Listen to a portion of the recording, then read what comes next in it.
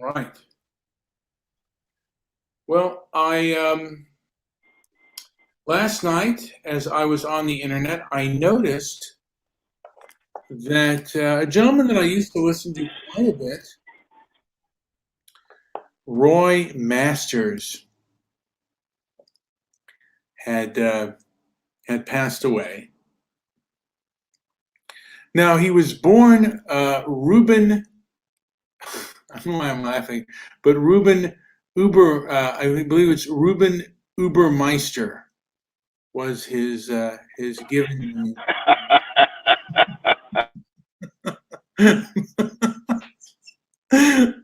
Well,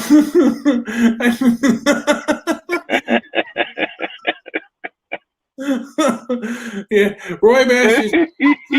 Rest in peace, Ubermeister.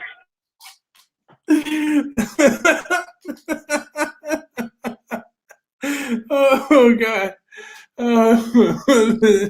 But he was actually born. Yeah, he was born in London to a Jewish family of diamond cutters. I think his father died at 15 years of age, um, and they could only afford to send one brother to college. And I believe they sent his older brother to college, and Masters became an apprentice in diamond cutting, and he Masters has made implausible claims to have served in the Royal Sussex Regiment of the British Army during World War II. However, he was only 11 years old when the United Kingdom entered the war. Following the war, he apprenticed in diamond cutting.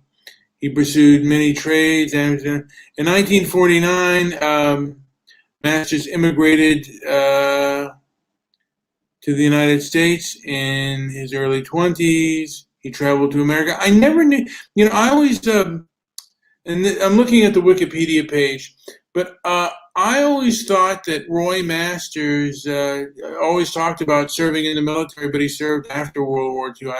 And on his radio show, he had stated that he had served in after World War II. I occasionally would listen to his meditations, how your mind can keep you well. And I don't know. There were a lot of people that called him a cult leader. And there were others who were supposedly transformed by Roy Masters. I have more positive than I do have negative things about Roy Masters, and he did make me laugh. So, Joe's no longer here, and we did laugh at Roy Masters' last name, but he did at times. I found him entertaining, and I found him very insightful at times.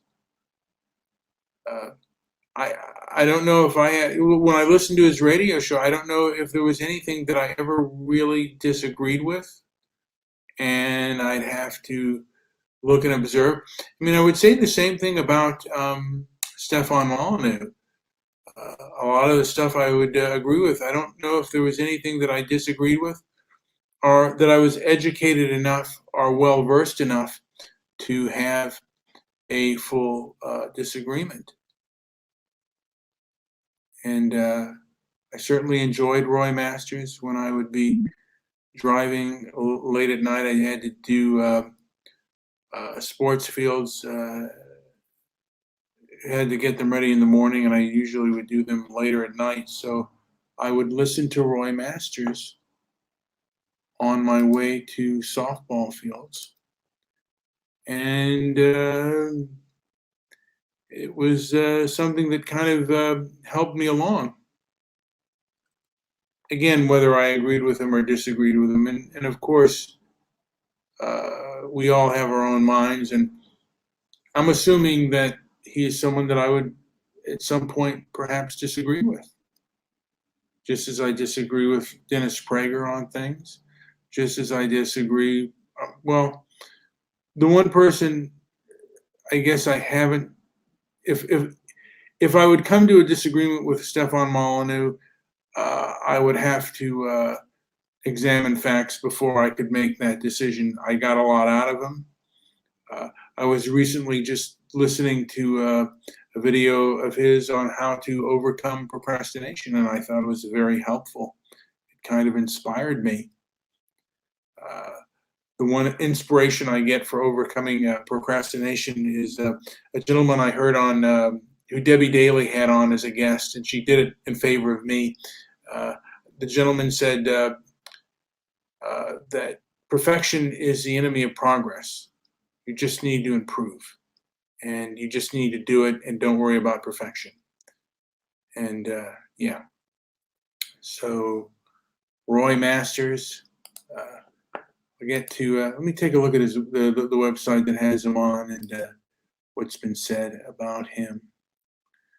It's been with great sadness that I announce the passing of my father, Roy Masters, author, teacher, radio, counselor to millions worldwide for nearly 6 decades.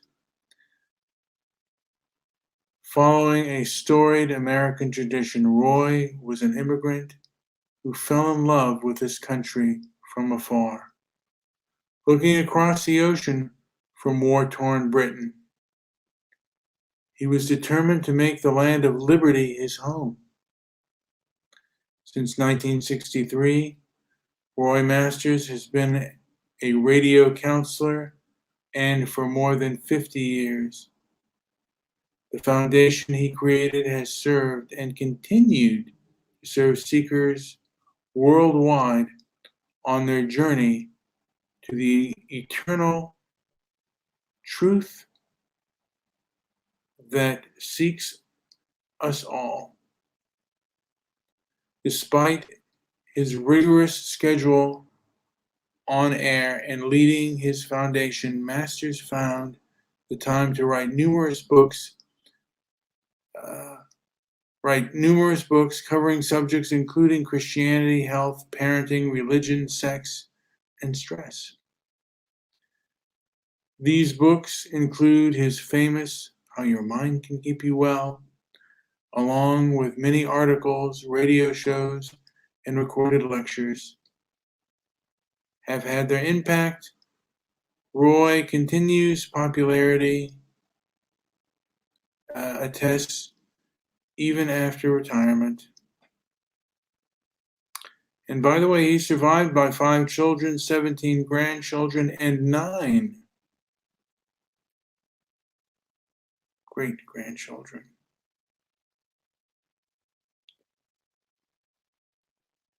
So he was born April 2nd, 1928, and he died April 22nd.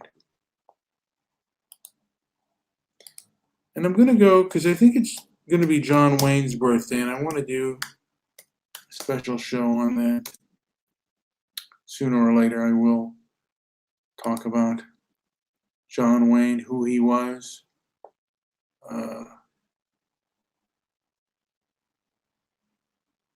So he died. Actually, he died. The anniversary of his death, June 11th, is going to be coming up this Sunday, and I may do a show on that. There are a lot of people that didn't like John Wayne.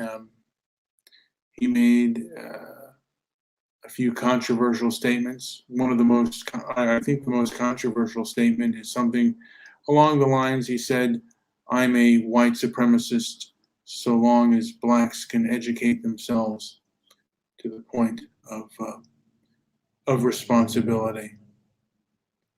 And today in America, that information, and certainly after the riots and the protests, which, by the way, the protests, many of them turned into riots. John Wayne, a lot of things that are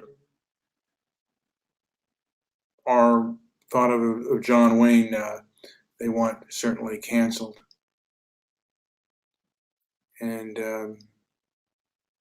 it's kind of a knee-jerk reaction after the 2000 protests, the Black Lives Matter protests. They really gained a footing. They had been discredited a while ago, and then they rose to prominence. And I don't even think I'm going to say it anyway. After the George Floyd arrest,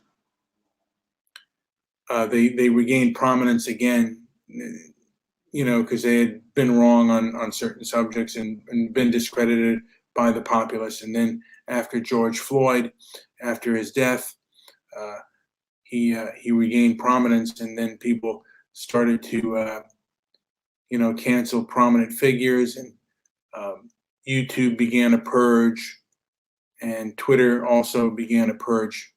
This was even before January 6th. They just all of a sudden YouTube banned Stefan Molyneux, and they banned other, I think, prominent individuals.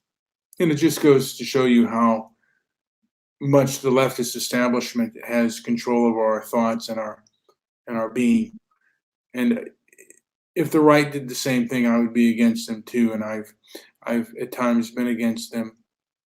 Although, for the most part, when the right wants to ban something, it's usually for the moral good, and ends up being more for the moral good.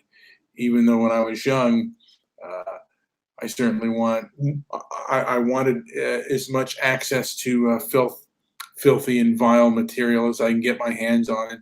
Sometimes still do, but it's not necessarily good. But an honest dialogue is something that Americans don't necessarily want at this point in time. At least the left doesn't. And a lot of game playing, and individuals are trying to, your tolerance. They're going to use your tolerance and your acceptance against you, and try to twist you if you're not observant at what they're doing. And yeah. Anyway, this has been Brian with Transparency and Merit. Like, subscribe, leave a comment down below if you wish. Thank you for listening.